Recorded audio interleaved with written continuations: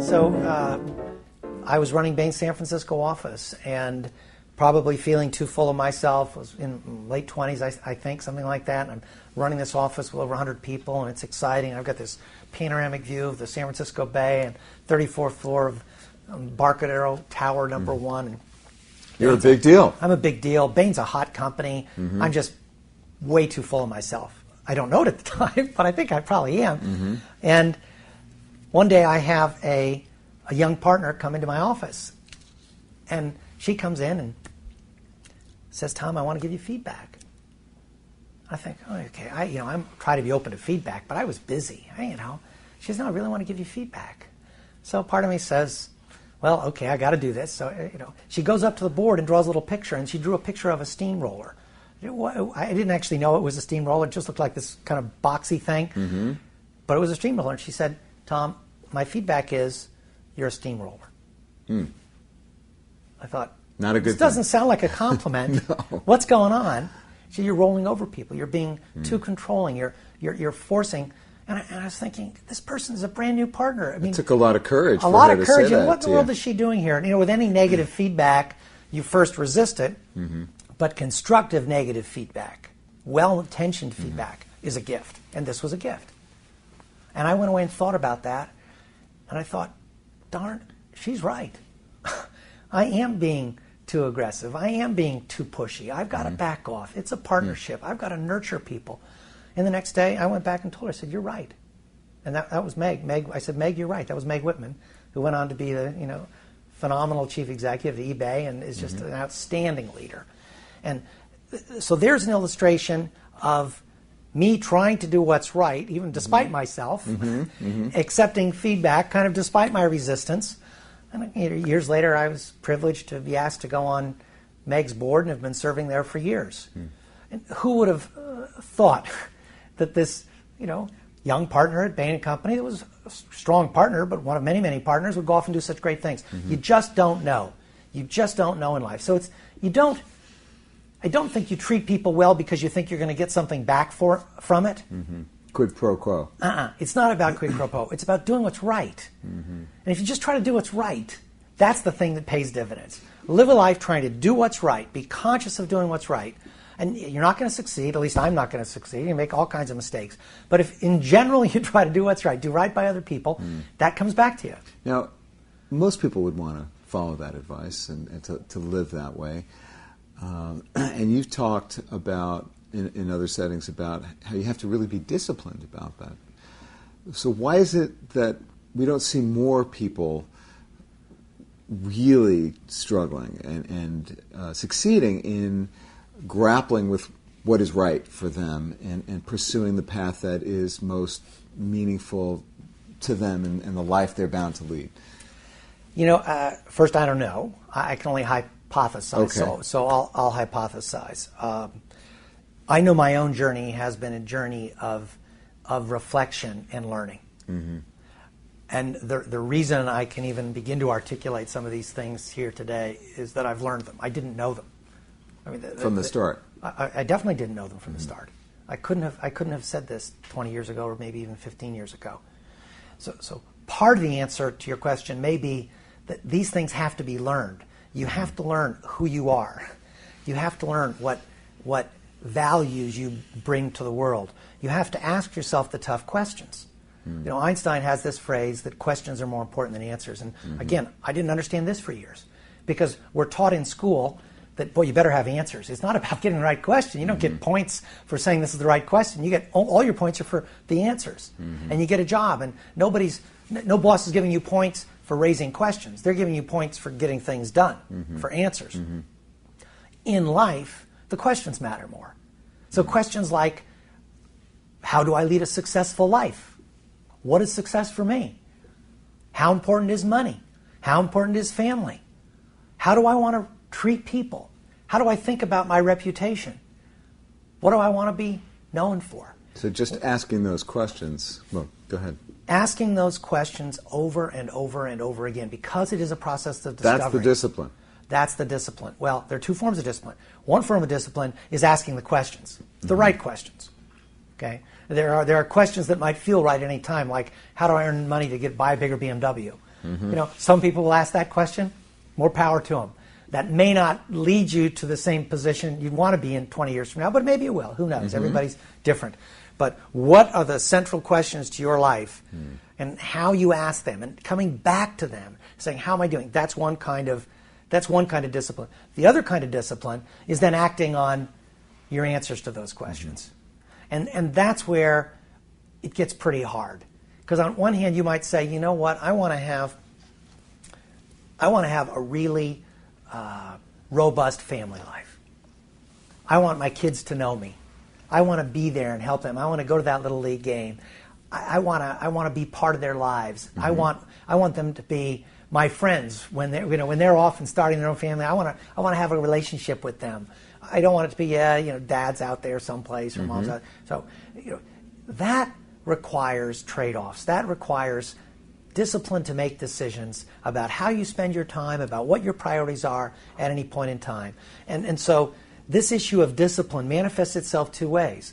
Asking the right questions, kind of disciplined inquiry. What do I want my life to be? How am I doing? What can I do better? What are my strengths I can build on? All of that stuff. And then, at the same time, what does that mean for what I do and don't do? The choices. Your choices. What do I say no to? Where you allocate your time and attention, and what you don't do. I think in general, the most underused word when it comes to building a successful life is the word no. It's the most underused word. We're trained to say yes. You know, I'm going to do that homework assignment, and boy, I'm going to do extra points. You know, it's a can do. I've got a can do yes attitude. A lot of yes. You got to have yes. It's like one strong arm. You got to have yes. Yes without no deals a killing blow to the individual. Well, it's like an accelerator without a brake. Yes. You can't drive without a brake. You can't drive without a brake. So you have to say, I'm doing this, I'm not doing that. And the more you can think about those decisions, the more you can make those explicitly, and they're usually tactical. We think about the big decisions. Okay, we talked about bridge span.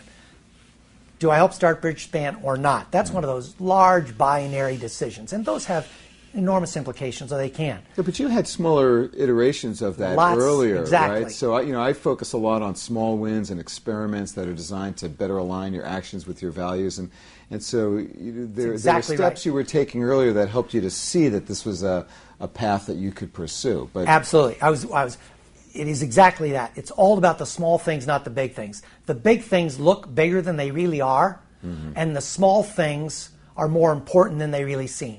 Because it's those little trade-offs.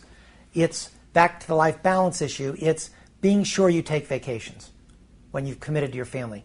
It's in my case, for example, I made a commitment to myself when I started at Bain. I was not going to go into the office on the weekends. And now, did I? Yes. Did I very often? No. How often? How long has it been? Almost 30 years now in business. I would say I've been in the office working on a weekend 10, 15 times. Now this doesn't mean I don't read on weekends and do email and get on a phone once in a while. There's stuff you do that's work-related, but it's just not in the office. I'm doing it at home. At home. And how has that affected your performance? It's made it better. It's made it. One of the great ironies. So that's a paradox, Tom. How do you explain that? Well, there is. Less work, better performance? I don't get it. I'm not an athlete, but let's think about an athletic analogy. Would you tell an athlete, if you're coaching an athlete, would you tell that athlete to train 12 hours a day, 7 days a week? Would you say, you're going to be better if you train over and over and over again? Just flat out. 12 hours a day, 7 days a week, then go to sleep, eat your dinner and go to sleep.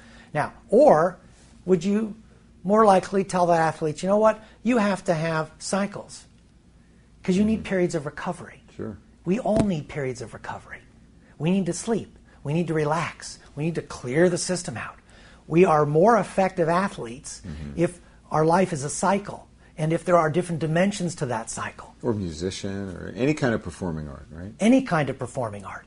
Well, it turns out, as near as I can see, that's the answer to your paradox. So, for example, I have more energy by exercising. Me too. Okay, so how often do you exercise? Daily. Me too. I exercise every day, except periodically when I have really early flights and things like that, and I can't. But I'm probably 5 to 6 days a week average. That use of an hour creates more than an hour's worth of energy. I understand. I am more alert. I'm making better decisions. Yeah. There's a quality dimension to this and a quantity dimension. It's not the hours you work.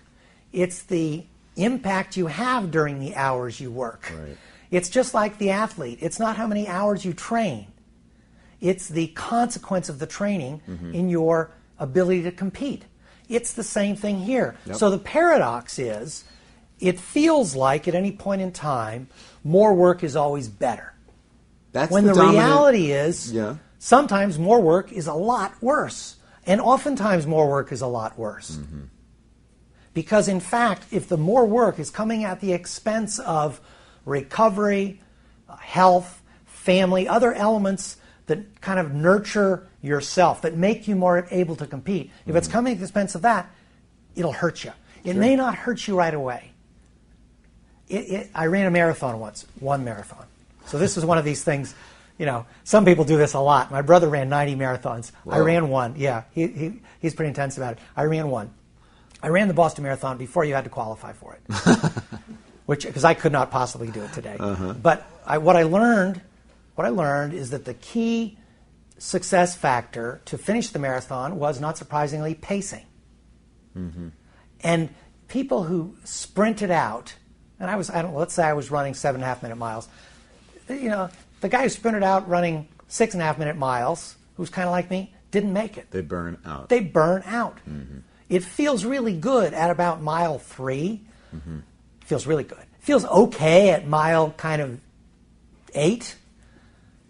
Mile 14, it's not feeling good at all. It's feeling really bad. That's pain. That's pain. It's pacing. And so, again, you know, so have you balance, been able to lead organizations, well, just thinking about both Bridgespan and Bain for a moment, have you been able to, in addition to kind of being a model for that sort of discipline and enacting your sort of daily, weekly, monthly life, using that sort of framework, have you been able to instill in others the same kind of idea? I hope so. I hope so. Because it's easier the higher you get, right, in an organization where you have more freedom, more discretion, less kind of daily pressure to deliver. Well, it's true, but the irony is, the higher you go in an organization, you do have more degrees of freedom, but it looks like you have more responsibilities as well. It looks like. The experience is, yes, I have more degrees of freedom, but my God, there's only one chief executive. If I don't do it, who's going to do it? Right. And all roads ultimately lead to me. And therefore, et cetera, et cetera, et cetera, I've got to work even harder. So, whereas if you're junior in the organization, you have fewer degrees of freedom, but you know what? You know, if you mess up a little bit, it's not the end of the world. The board's not coming after you. So there's this dual set of tensions. I think the reality is, at every stage in life, we have more degrees of freedom than we think we have. And where people get in trouble is where they feel like they're victims, where they feel like, you know, I'm a prisoner in a set of circumstances. Now, you know, do companies go through tough times? Sure. Do jobs go up and down? Sure. Or do you have a new job and it's really hard and you're still high in learning curve? Of course. But over time, over any span of time, we are masters of our own destiny. We are not victims. We are in charge. It is our life. We own it. We make choices. We decide what to do, what to double down on, what not to do. We make choices that influence us. So for any given month or quarter, you can say, oh my gosh, I had to do certain things that I didn't really want to do. But over time, it's up to the individual.